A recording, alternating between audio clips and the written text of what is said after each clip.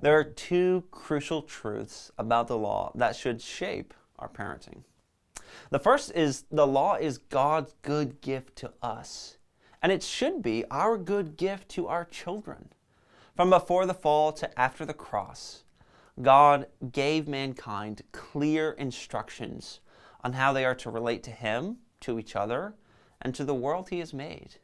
And this communication was and is grace to us. In every generation, God has given enough specific revelation that we might do His will and walk in accordance with how He formed us to function.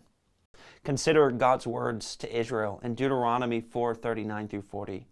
Here the Lord says, "Therefore you shall keep His statutes and His commandments, which I command you today, that it may go well with you and with your children after you." The law was given to our children and to us to teach us how to walk in a fallen world as those created by God and for God. If we are going to parent with a proper balance of law and grace, we must uphold the goodness of God's law in our children's lives and not our own law or standards. Secondly, the law cannot change our kids or us. Paul writes in Galatians 3:21, "For if the law had been given that could give life, then righteousness would indeed be by the law." Paul is saying here that if the law given by God could lead us to love and worship God from our hearts and obey Him, then righteousness could indeed come by the law.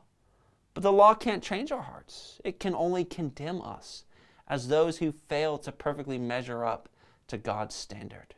The same is true for our children. No matter how much we instruct them about God's law, no matter how much we discipline and train, the law cannot change their hearts. It can't lead them to want to walk in the good path God has laid out for them. You might, with warnings and a commanding tone, get them to comply, but eventually they will stop fearing your discipline, and their desires will have their way.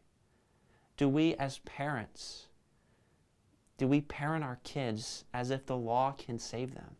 As if warnings and discipline, or conversely bribes and incentives, can change their hearts so that they will walk in a good way that God has commanded them in His Word?